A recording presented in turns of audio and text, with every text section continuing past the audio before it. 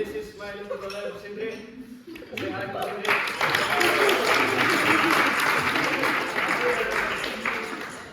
So 2 years ago, I was in Norway, and I was the only Icelandic person there.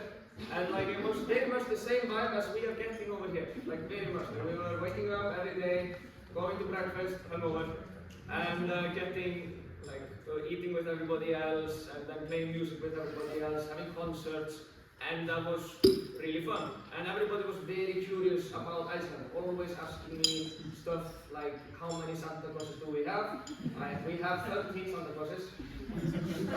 I am not joking. This is not a joke. It's Sterkjastaur, Giljagaur, Stúfur, Askasleikir, Þvörusleikir, Pottaskefir, Skyrjarmur, Hurðaskellir, Bjúgnakrækir, já, ok, Gluggagægir, já, and then there's Ketrókur, Bok. No, that's not the name. What? Is someone counting? And then there's one I forgot the name though. But yes, we have 13 Santa Clauses, and their mother is our boogeyman. Her name is Grýla. If your child is not behaving, she will come and she will kidnap your child and she will boil it. And then eat it. Yeah, and then like she has 13 children. She also has a husband. He's called Leppalóði. That just means like a loser. And like yeah, he's a loser. Like she is always doing everything around the house while he's just on the sofa doing nothing. Like this is a fact. This is like an actual. They are trolls. Yeah. So in the poem of Grýla, when she dies, he just dies like a few days after because he didn't do anything. Yeah. Like he was basically being fed. He just died because nobody took care of him anymore. He was a loser. So yes. Anyway, they also have a cat called Jólaköttur. He is like 8 stories tall. And 8 stories, like it's like, I don't know, 8 floors, yes. And like he's black, and he eats children too. But he only eats the children that did not get any clothes for Christmas. So like legally, he cannot eat you if you have gotten some clothes for Christmas. So that's very nice. So yes, as you may notice, me and my brother know a lot of weird shit about Iceland. So I'm going to talk and tell you the PowerPoint presentation I did 2 years ago, very spontaneously. I did not have time to finish it. I just like gave up. I just didn't want to do anymore. So I just put some pictures of horses and then just called it a day, and I just winged the rest. So that's what I'm gonna do. Like I could have done more now, but like I mean, I don't want to do that really. So we're gonna sing some Icelandic songs. I'm gonna tell you about everything from memory, and the PowerPoints are gonna help me. So it's gonna be fun. So lock in, drink your beers. I hope you have a good time. So let's begin.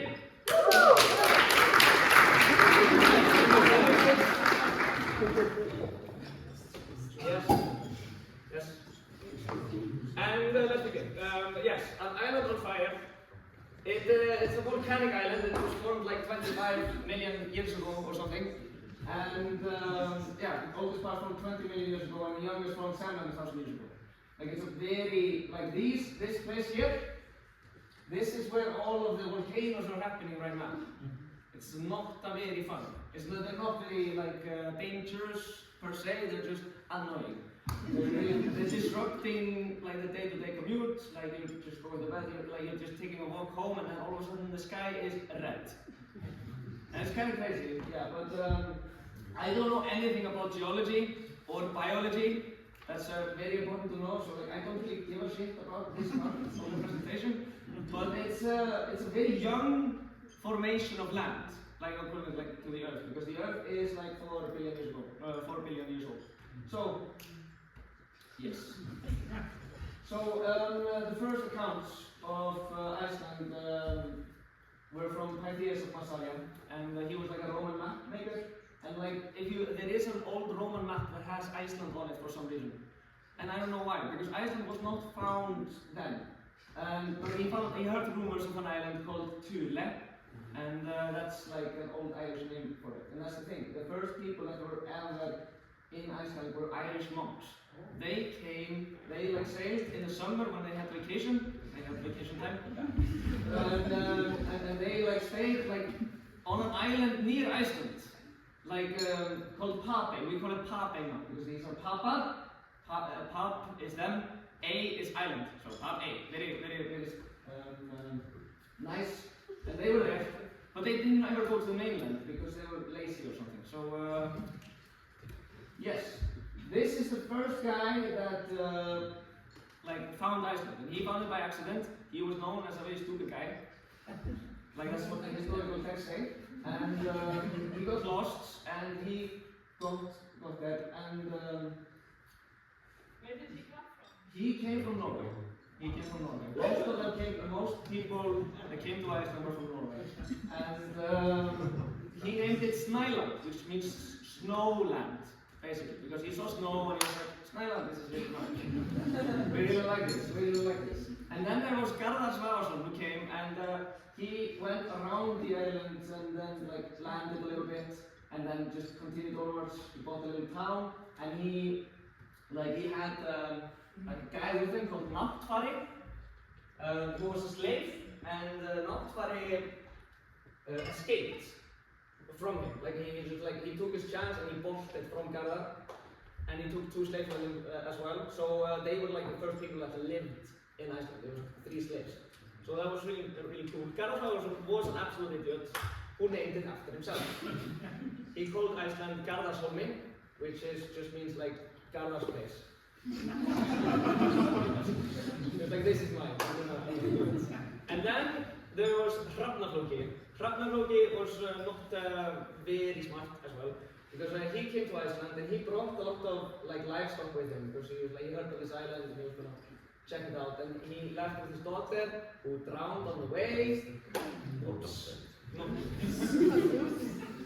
And then he came to Iceland during like the spring, and he didn't like prepare for the winter at all. So all of his animals died in the winter, and he was like starving. So he basically had to like run for it. So like, and then he found Iceland because he's called Hrafnaflóki. It means Ravenflóki, because he had 2 ravens with him, and that's how he found the island. He would send them out, and if they would come back, then it meant that there was no land. If they didn't come back, like, it just meant that there was land. So they didn't come back, they built them as well. So he found the island that way. He left the island and never came again, because like it did not go well for him. But that worked out. And this is a picture of the 3 slaves that were left in the ship that left them. One tiny information slip. The first 300 years of Icelandic history, a bunch of shit happens. But then there is like 500 years where nothing happens.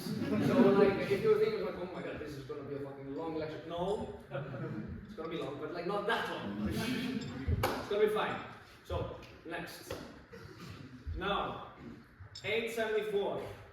That's when we got, that's when Iceland became settled. This is the age of settling. It was from 874 until 930. Ingólfur Arnarson. He is the first settler of Iceland, and he landed in what is now Reykjavík. He called it Reykjavík. He named it Reykjavík because he got there and it was like really smoky. So he was like, oh, this is like a very smoky cove, and that's what Reykjavík means, smoky cove. Yes, he was circling around the country, and he was like, I don't know where to stay. Like, this all looks pretty shit. So beautiful, but like harsh and shit. So he threw his family pillars. For some reason, Norwegians had just family pillars. It was just trees carved, and he threw them in the ocean. He was like, wherever these guys will land, I will just make my home there. So he was a very chill guy. So he settled in the southwest Iceland and called the place Reykjavík. This is him, and this is him. So, Next slide. This is Ingólfur Arnarsson, and this is his wife, Hallveig Fróðadóttir. This is their baby, this is their baby, this is their baby, this is their baby, baby. Next. Baby. Next.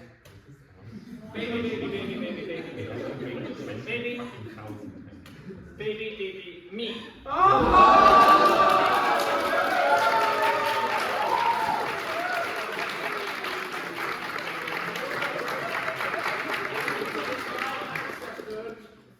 Generations ago. Yes, What about your brother? What? Well, he's not related to him. he didn't make the cut. Okay, so a little story about Ingólfur. Ingólfur came here with his brother Hjörleifur, and he was not his brother, he was his post-brother. And a post-brother is basically, people did this all the time. You know, like there was a lot of bromance going on, but like being gay was not allowed. Yeah, I know. We will get back to that later. Post-brother is basically like, I would die for you.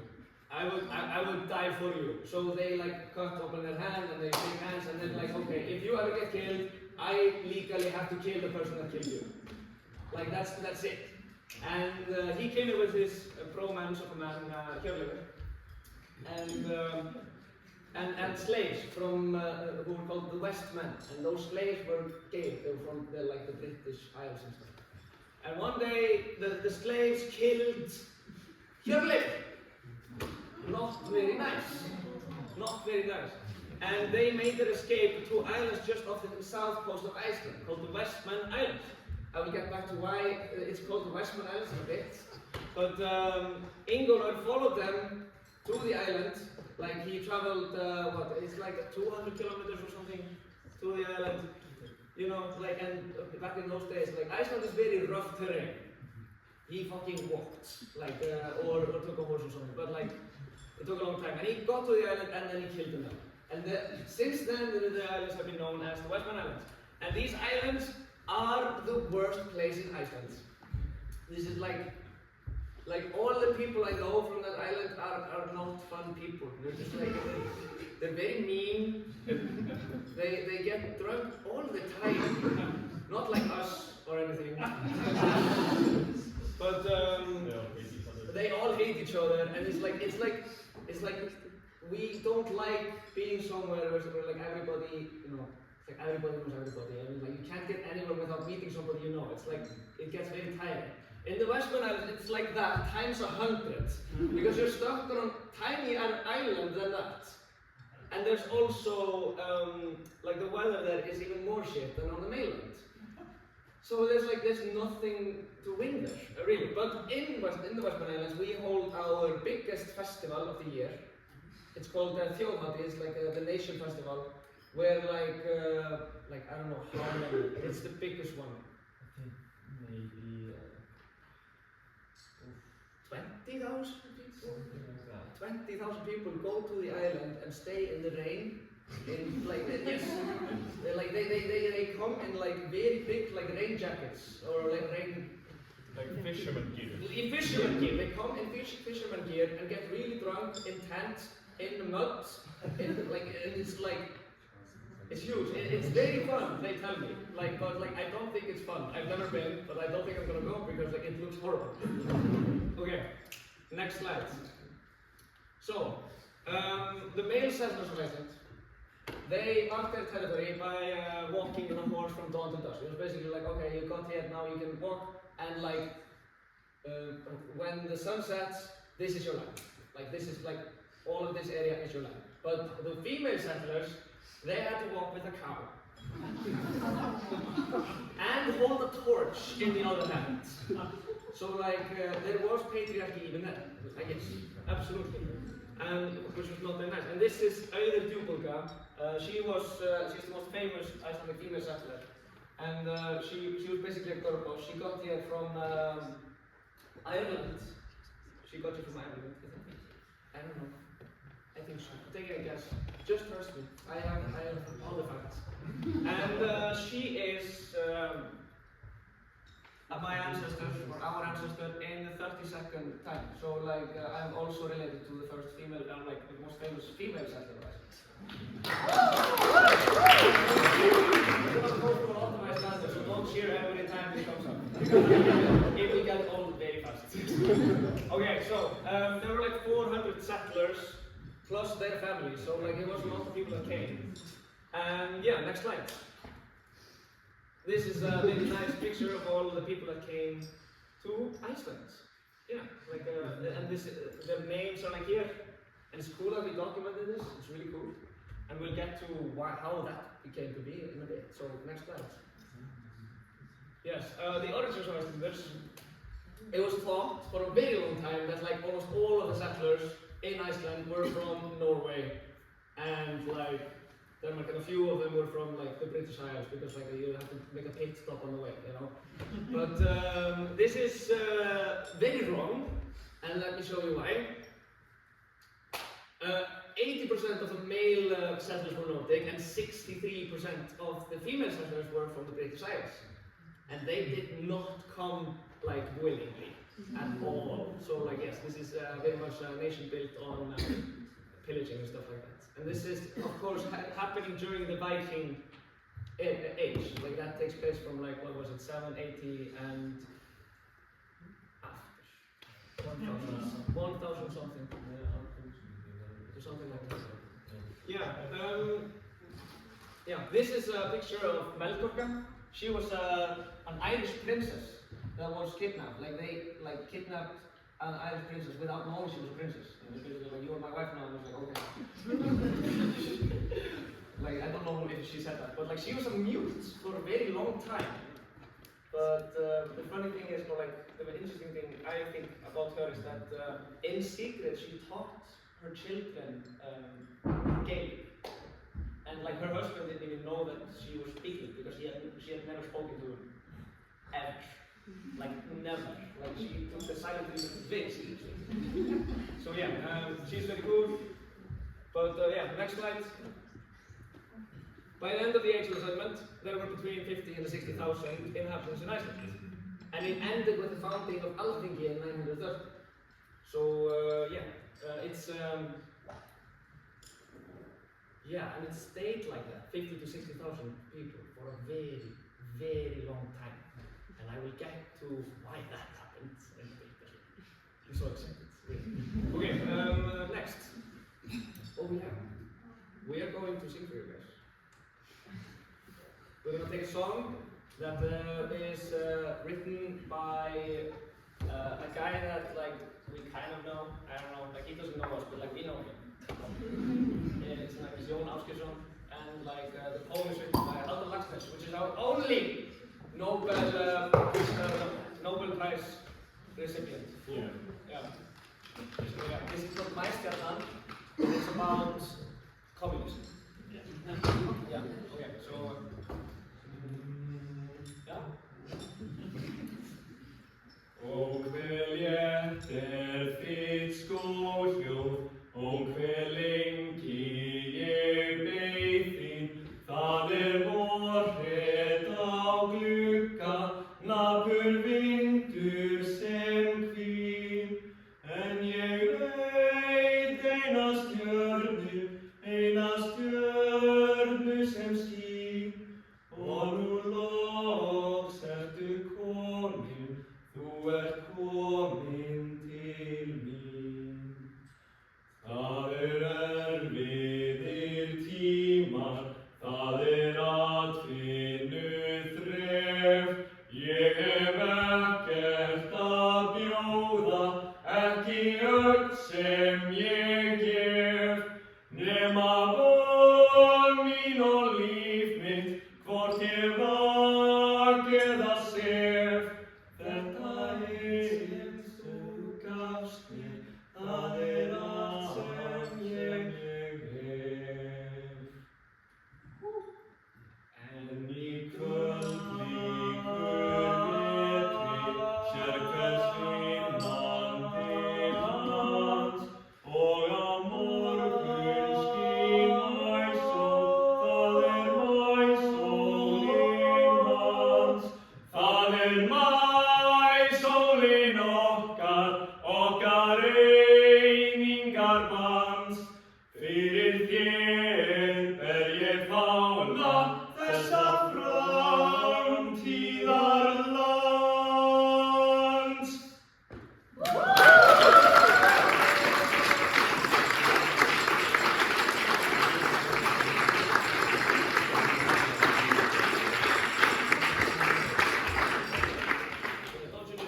the flowing of the communism in your veins. Yes. Okay, next. Okay, so we're back. We're on the next age, and that's like the Republic age. We decided to like there were so many people here, and we were like, okay, why are we here? Why did we come to this place? And most of the reason why we came to Iceland of all places was because we fucking hated the king of Norway. Like the king of Norway said, okay guys, you have to be Christian and you have to pay me taxes. And yeah, and these people, they said, fuck this shit, I am out. They left Iceland because they didn't want to be Christian and they didn't want to pay taxes. And like I think those two things went hand in hand because like I mean, fuck the church I guess, but like the church wasn't that powerful then. But next slide. Yeah, almost all of the sagas take place. We have a lot of sagas. Has anybody here heard of a saga? Yeah. Like, not Star Wars saga, but like, but the word saga comes from the Icelandic word saga. So like, if it wasn't for Iceland, you guys would not have a very cool Star Wars title. Yeah, but those are something that me and my brother are very much raised on, like the stories, and like everybody in Iceland, like kind of, but like we're more interested in that, and like they are all such like Game of Thrones level fucking, like there's so much, what's it called, treachery and like tomfoolery between like people that are just like neighbors, and then we wrote down everything like everything that came to be. So like that was really nice. We decided, like we all the Icelanders like sent some representatives of their towns or like their like settlements to Alþingi, which is a very beautiful place. That's a picture of it right there. And there they decided like, okay, what do we want to do? And they were like, okay, let's just found like a republic. And they like did like basically a representational democracy kind of thing.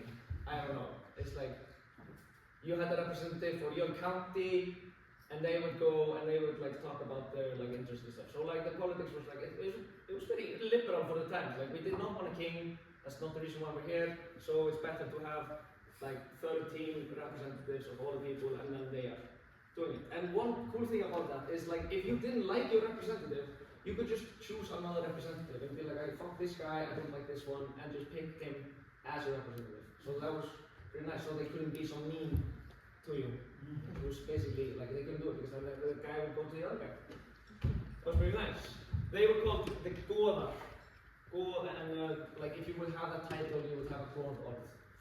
So I don't know what that really means to that like county sheriff or jarl. Like if you've heard the word jarl, it's basically the same.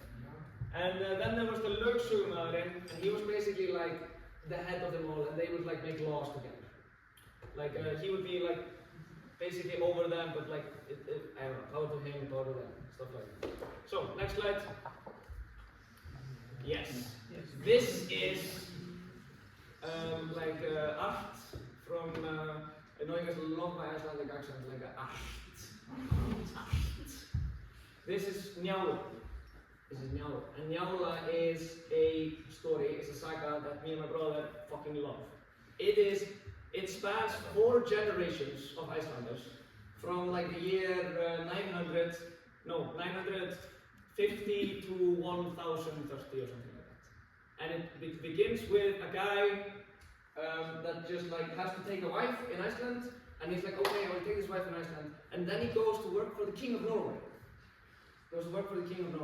And he falls in love with like the king's mother, and they start having an affair. Very spicy, very nice.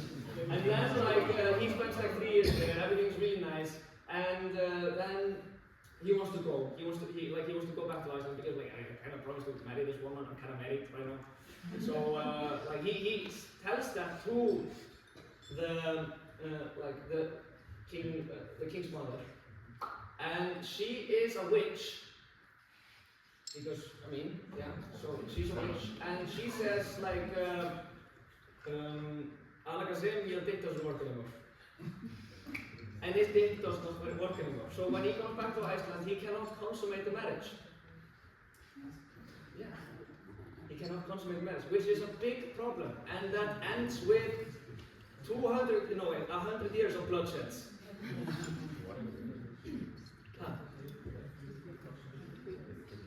Consummate. Do you not know what consummate means? It means have sex. He could not have sex because his penis did not work. Yes. His penis didn't work because the mother of the king was like, this was not nice of you, you should have told me you had a wife. And like my favorite part of it is there is like a standoff between like two clans basically. And then there's an icy river like between them. Like they've had a lot of drama. And it's like been building up for like 20 years. And but like they can't do anything because there's a river between them, and there's like one icy bridge like between them. That's the only way they can cross it.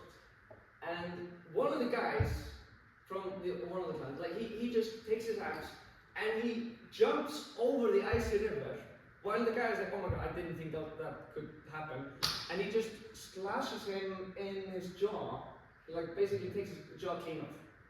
And in front of his cousins, and then the guy bullies his cousins and is like making fun of them for like being sad that their uncle died. Not very nice of them. And then he like takes the jaw and is like, I'm gonna keep this. Yeah, he takes like a part of his jaw off and keeps it, and like they win the standoff. And then 20 years later, the cousins are part of an uprising because that guy that killed their uncle has been killing a lot of people and they've kind of had enough. So they go to their place and burn the house down. They just like light the house on fire with a lot of women and children in it. And one of the cousins, he's like, I want to see this motherfucker die. So he like climbs on top of the burning house just to see this guy, and he sees him, and he like his eyes are like watery or something, and like he starts to make fun of him, starts to bully him back for for crying basically. It's like, haha, you're crying, you're being burned alive. and the guy he just basically tells him to go fuck himself, and then goes into his pocket and grabs the fucking jawbone that he's been holding for 20 years in his pocket, and he chucks it at the guy, it goes in his eye, he falls off the house and he dies.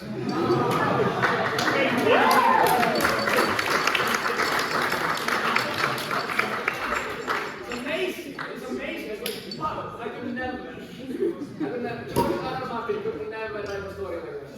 He could never, and like this is all like true stories, like that kind of stuff. Like, we are related to these people as well. We are related to all of them, like the thing. But like not to the guy that was burned alive because his children like burned alive.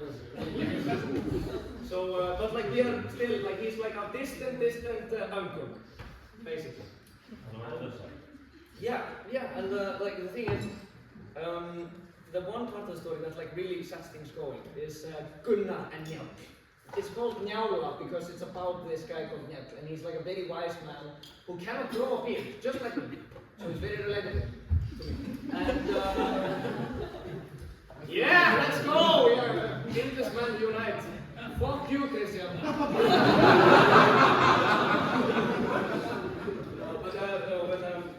He was made fun of a lot for having no beard and stuff. But like he had a best friend called Gunnar. And they were like the bestest of buddies. And they had wives, and their wives hated each other. So much so that they would like send other people, like they would like get slaves, and I'd be like, okay, you have to go there and kill this guy in this guy's house, okay? Cool. And they would like, it was like a whole thing, like they would send slaves to kill other slaves of the other people. Like not each other or something, just the other people. But like they were still, those guys, Gunnar and Njáll, they were still best friends throughout the all. And they were like, my wife, you know how it is and stuff. And there is a theory, it is very popular among my queer friends, that they were gay. Because I mean, they had such a bromance going on, and like there was murder going on between them. Their wives hated each other so much they would kill people because of it, just out of spite. And they were still like, how are you, man?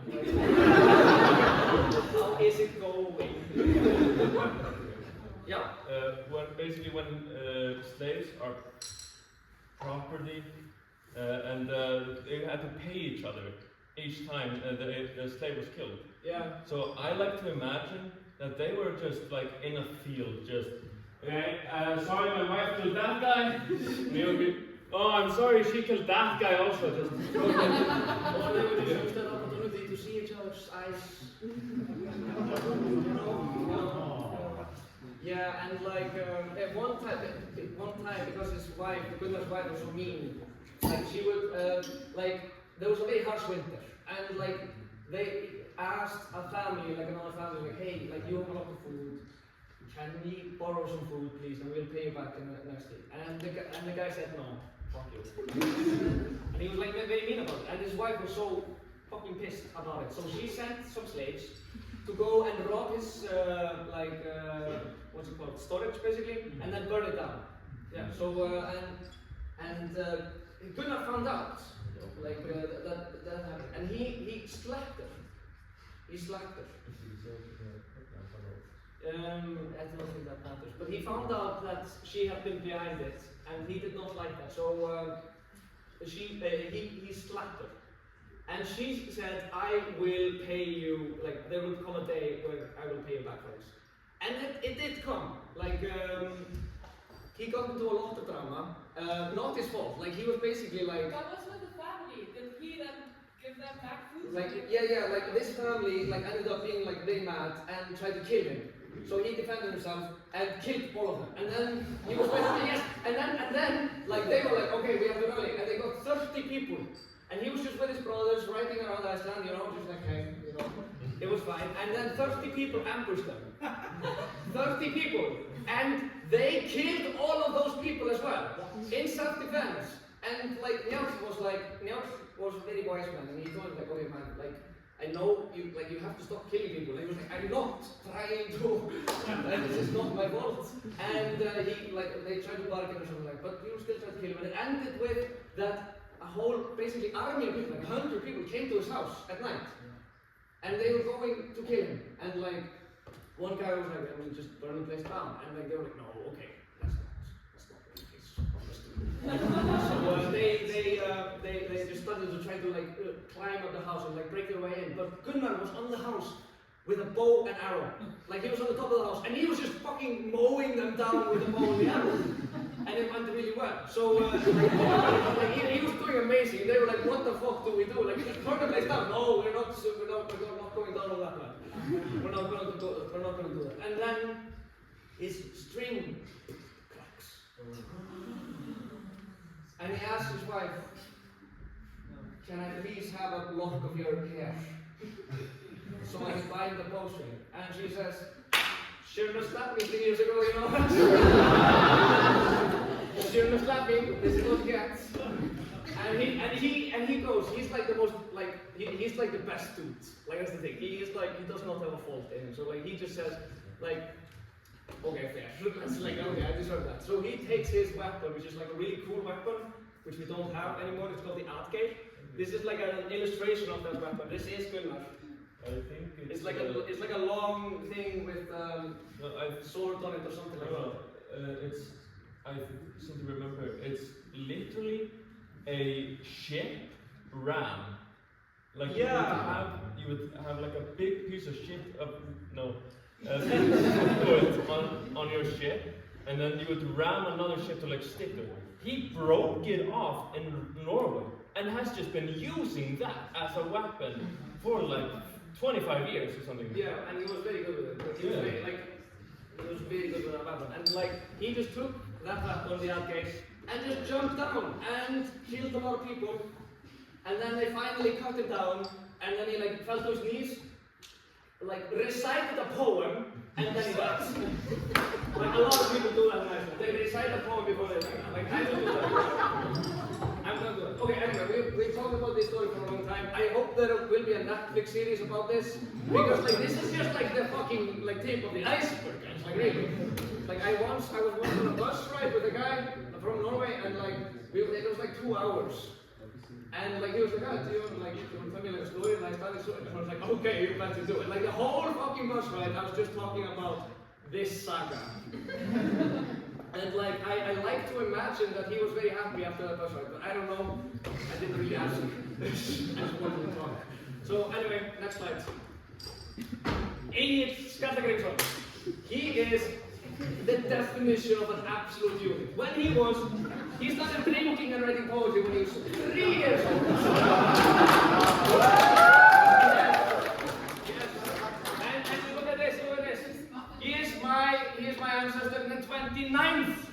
So yes, I have it in my blood. Alcoholicism runs very fast. No, he killed his first man when he was 7 years old. He was a sore loser. Like they were playing like ice hockey or something like that. I don't know. And like he lost, and he was so angry that he went home, got this sword, or like I don't know. I think they all had swords back then. 7-year-olds as well. I mean, it wouldn't really surprise me. And he went back to the playfield and he killed the other child. Yes, and then he went home and his mother was like, "You're going to be a Viking someday." I can see it. And then he recited this poem. Which is a very nice poem, and it's made its way to a lot of like Viking media, like you've seen shows like Vikings or something like that. This poem is in it. So I'm gonna sing it for you now.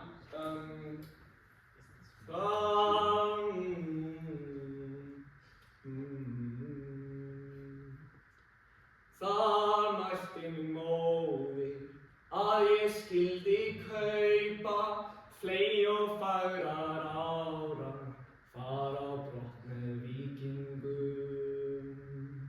Standa upp í stafni, stýra dýrum knerri, halda svá til hafnar, höggva mann og annan, höggva mann og annan. Yeah. Woo!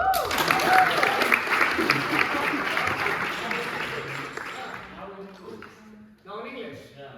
Okay. Let's see if I can remember it. Let me see, okay. My mother told me someday I will buy galley with good oars, sail to distant shores, stand up in the prow, noble my steed. We didn't prepare. Like, okay, if you put me on the spot like that and I got like 6 lines of it, I think I did a very good job. Yeah, it means like, my mother told me that I would buy a ship with very nice oars and go with the Vikings. And like he did, he went with the Vikings. He grew up to be like a fucking, like, 2-meter tall guy that like recited poetry and drank alcohol until he passed out. Like he went to Viking, like he went and participated in that. And like he once like killed a whole ship of 30 dudes or something. He could do that, he was like that much of a unit. And he had so much money from it. Like he got so much silver from all of his service that he hid his chest right before he died, and we still haven't found it. We are still looking for it because it's so much fucking money. Like he was the richest Icelander back in those days. And he has his own saga. He's his own saga. Egill Skallagrímsson. Like his father is then called Skallagrímur, right? No, he's not. He's called Grímur, but because Skalli means bald, and he was just bald Grímur. So yeah, but it goes hard. So yeah, he died when he was 80 years old. That's pretty old for that time, very much. Like because nobody could fucking kill him. Anyway, next. Yeah. Also, the like Icelandic brewery is named after him. Yep. No. Oh no! The Christianization of Iceland. Okay. Like they were very much trying to make Iceland a Christian country, and it just didn't work out. Like they sent the Saxon Bishop, and like he was just kicked out immediately. And then they sent the king of Norway, Ólafur Tryggvason.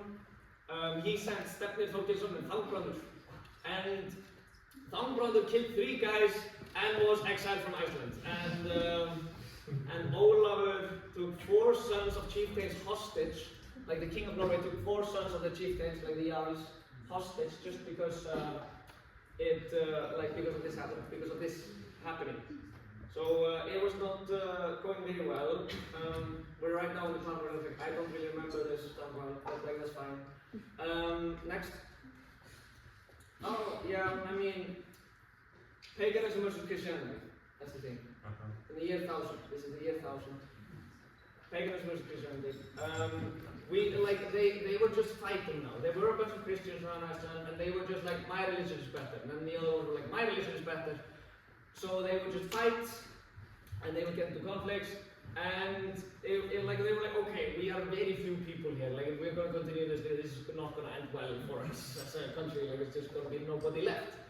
So they decided to hold like a thing to like decide what are we going to do. Are we going to be Christian? Are we going to be Norse mythology? That kind of stuff. Are we going to still continue with that?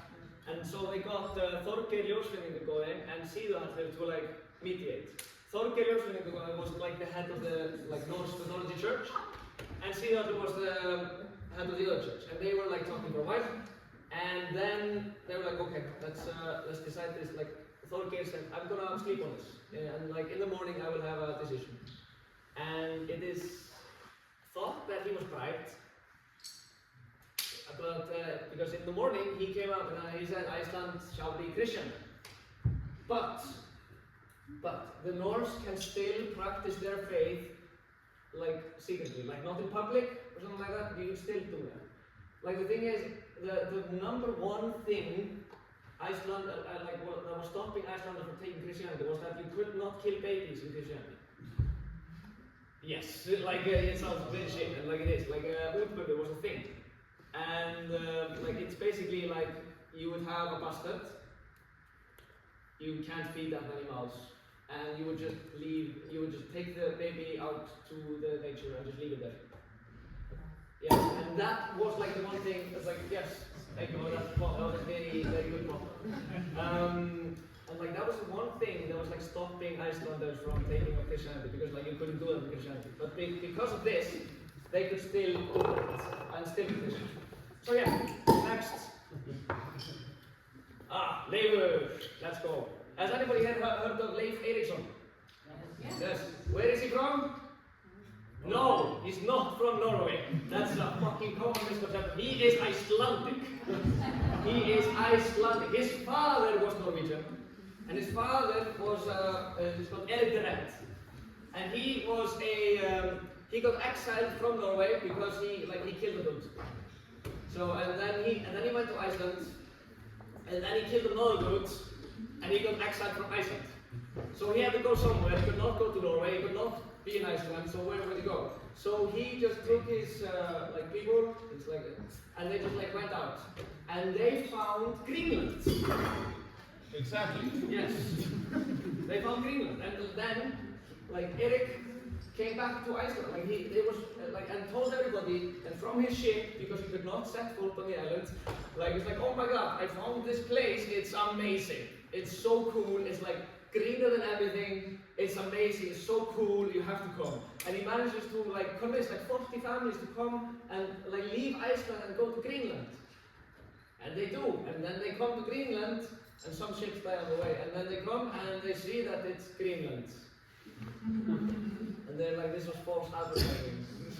But Erik was like, yeah, I mean, you're here now, you can't go back. So you already sold your house, my friends. So his son, Leifur, was born in Iceland. And he was a cool dude. He was fine. And he decided to go on an expedition more. He was like, hey, we found try to find something else. And he finds America. He stumbles upon America, Newfoundland, in the year 1000. And which is really nice, because Iceland takes up Christianity in the year 1000, and America is found by Leif in the year 1000. Really nice. Then they, I don't know if I have a slide on this later, but I can, there will be just a slide on it. Then some people go to America and go to Egypt, just live there, And that does not end well. Like they end up, like there is a Norse settlement, there was found a Norse settlement in America, but like it was abandoned and it was not there for a very long time. And I'd like to think that they had to leave because trade relations with the Native Americans went south. Why did that happen? Because Icelanders, and like the Norse, would trade a lot of cheese, and they would give a lot of milk and stuff like that, cows, and stuff like that. But the thing is, Native Americans did not have cows for 10,000 years. So they have not built up the lactose tolerance. So like every single Native American in the world is lactose intolerant, like terribly. If they eat cheese, it's like they're being poisoned. Are you getting what I'm saying? Like they give them cheese, they're like, oh my god, very nice, they eat the cheese, these fuckers poisoned us. So let's go get them. So like they try to kill them and then they end up leaving America. Anyway, just like huh?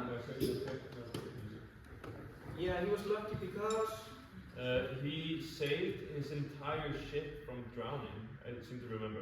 Yeah. Yeah, and instead of like saying, "Oh, he's a hero," or something, no, he was very lucky. Yeah. Yeah, That's labor the lucky. Labor the lucky. That's what this means. Yeah. Yeah. Oh, this is such a boring slide. I don't care. Like, yeah, we had to pay taxes. This is the taxes slide.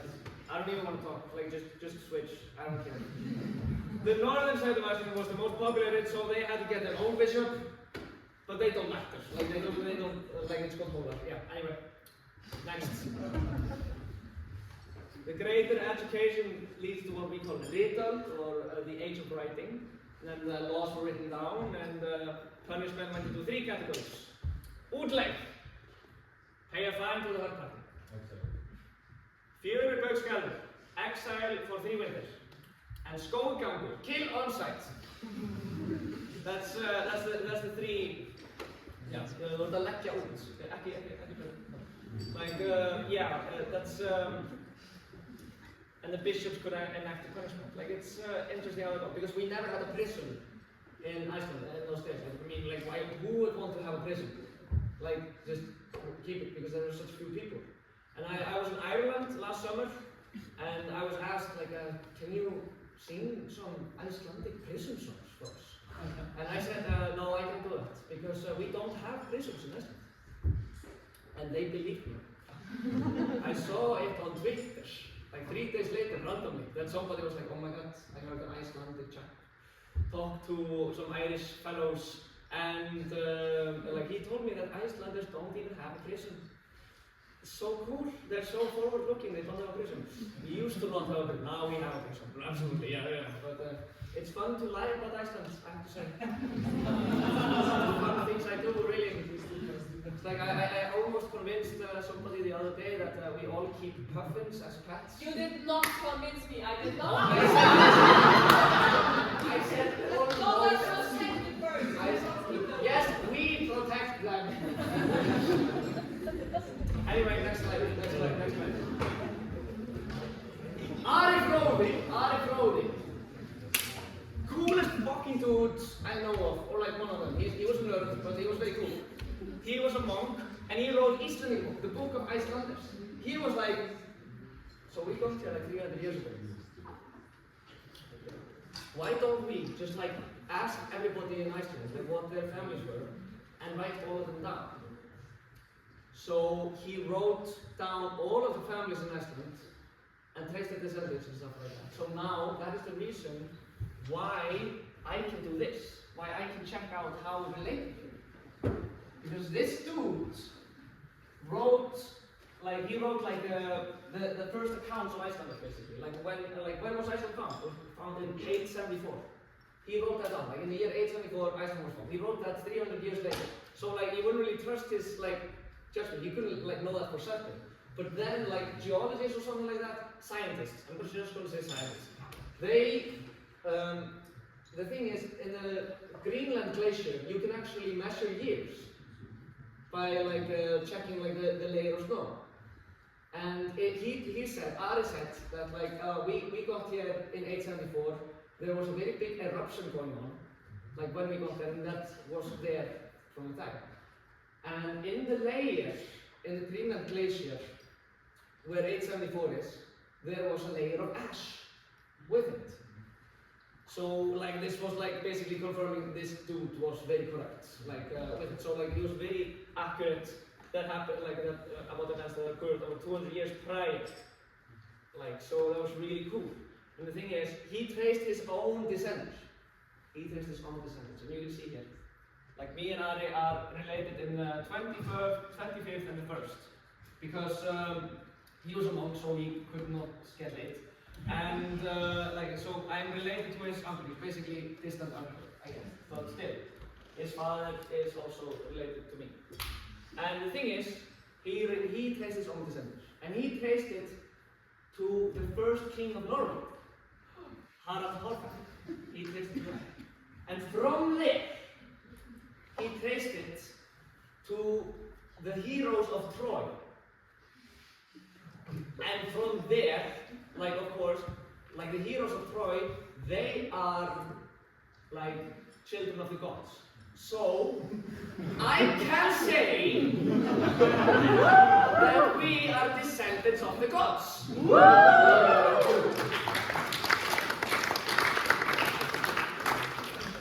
Thank you very much. Like I will take a tribute when we get out. No. But I think that's a very cool thing. I know it's true, but like it makes sense to me. Next slide. Oh, we're gonna sing now. What are we gonna sing? Here. So, was anybody here not in the first night? You were not here.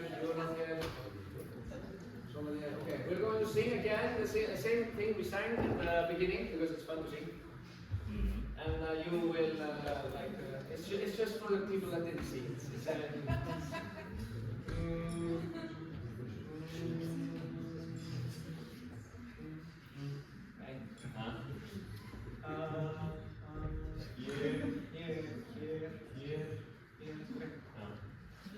Hér ekkert hrafnaþing, hér engin tregin, farðu vel með vastæling, vinur elskulegi, þar sem engin þekkir mann, þar gott að vera, því að allan andskotan það hægt að gera.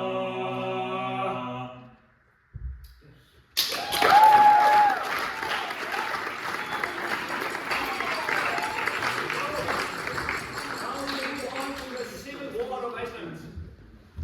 Civil War. Sturlungaöld. Can you repeat that? Sturlungaöld. Good enough. Good enough, yes. Next. That was a civil war that went on from 1220 to 1262. And those were the biggest battles in Iceland's history. 370 casualties. I knew these were good men. We lost a lot of good men. But there was a big sea battle, like they were in ships. And like they didn't have like any like weapons, like there is no iron or something like that, or like metal in Iceland. So they were just like throwing rocks at each other from the ships and didn't really kill anybody. And they also like it just happened because like all of the families like at that time, with all of these yards, they were basically like taking over more power and stuff like that. There was a lot of corruption and like they were just basically fighting for that. So like they just got their clans together to kill each other, basically. And the climax was the Flugumýrabrenna, where they were like, okay, let's sit down and discuss terms and stuff like that. Let's try to solve this. And they showed up at Flugumýri, and like they talked and stuff like that. And then like, okay, and then one party said like, okay, we're gonna leave now. And then they left, and then they just stop it. Wait a minute. We can just burn them down. So they burned them down. Like so they burned down the house of the other party. So like they just killed the family of the other party. And yeah, that was really not nice. Yes. Snorri Sturluson. Has anybody heard of him? Christian, you know, like a little bit. Yeah, maybe, yeah. Snorri Sturluson. He is the reason why we know anything about Norse mythology. Loki, Thor, Odin, all of these stories. He is the reason. Like, so, like, Marvel should be paying us something for it. Huh? Yeah, okay. God somebody said something. But, you should know who it is. You should. I did this presentation in Norway, and everybody there knows Snorri Sturluson. So, like, I know it. yeah, you know it too. Yes. I mean, you're Norwegian, aren't you? I am. You are Norwegian. Yes. And the thing is, he wrote on the entire Nordic mythology in Snorri Edda. He owned a lot of land, and he wrote Heimskringla, the book of Norwegian kings. So, like, all of the accounts of the Norwegian kings were written by an Icelandic man. So that's why the Norwegians know so much about him, because nobody in Norway wrote down about the fucking kings. It was the Icelanders that did it. And then he was killed in his own basement by order of the king of Norway. His final words were, "Please don't kill me." Eigi skal höggva. Eigi skal höggva. No poetry. No, he said his final words were, "Eigi skal höggva." He was found, like, they went into his house, and they went into his basement, they were looking for him, and he was hiding in a barrel. And they found him, and he went out of the barrel and said, "Eigi skal höggva!" Which means, like, don't strike, don't kill, please. And then they striked. So, they killed him. He is my ancestor, the 23rd. So, like, if he hadn't fought, I would not be here. Next. It's a funny way to look at it, you know. Like, if he hadn't fought, I would not be here. It's amazing. Like, it's crazy how coincidental our lives are. That, like, we are here. It's like so many things could have gone differently, and I'm here, standing in front of you, Germans and a lot of Lithuanians, and a lot of Latvians, and like one Norwegian, one Danish person. Is there a Danish person here? No, there's no Danish person. One Swede. Yes. And yeah, it's funny. Okay, signing of the old treaty. It was like basically like they were like, they can't take care of the country anymore. Like we can't. So we gave it away to Hákon Noregskonungur. Like we just gave it to him. Like we were like, okay, please, this is so much corruption. We don't like this. Please just take Iceland into Norway. Like just do that. And we had our own laws, but we also had to pay taxes. And then we had peace. So that was really nice. And the thing is, in one of these battles, there was a guy, I don't remember his name, and he wrote like a very beautiful poem, which is called Hey Himnasmith. And like some people here already know it, like know it before, like have sung it before, and we are going to, I'm going to sing it now, and Sindri is going to help me. Wait, I cannot yet. I'm going to tell the story first. Þú ert að play the flæði, fyrst. Ekki strax.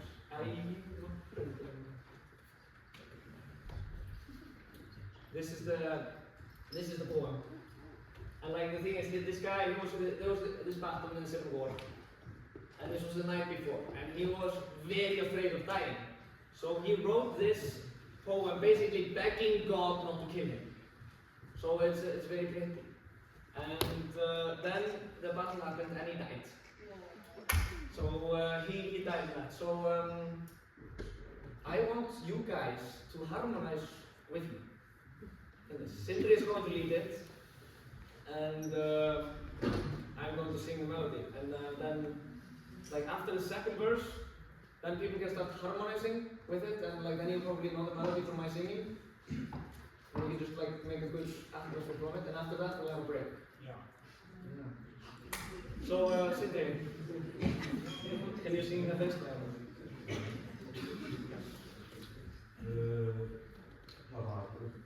Getur þú bara svona? Já, getur þú kent hana? Yeah, okay. He's going to teach you it now, the bass line basically.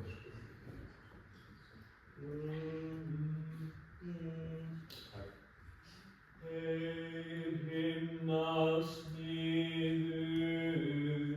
hver skáldið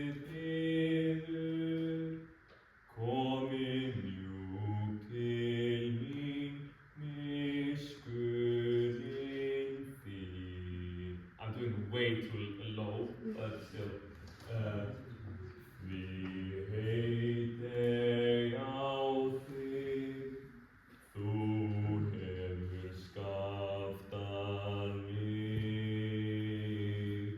Ég þrællinn þinn, þú drottinn minn. Nah, it's a little lower, but it works. It works Yeah. to just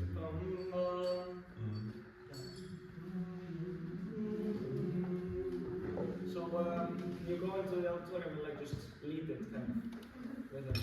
yeah. So you try to follow Sindri, and I will sing it slowly. You're gonna sing on okay? Yeah. I'm gonna sing the Icelandic, and you are going to sing it on me. Hey, himnasmiður, hvers skáldið biður, komin upp til mín, miskunnin þín. Því heit ég á þig, þú hefur skapað mig. Ég þrællinn þinn, þú drottinn minn. Gjafur heit ég á þig, angræðir minn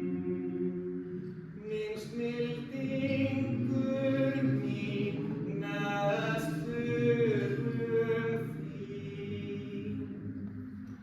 Mrýður rauðagranur, ríklindur og framur. Öll hverri sorg úr hjarta bór.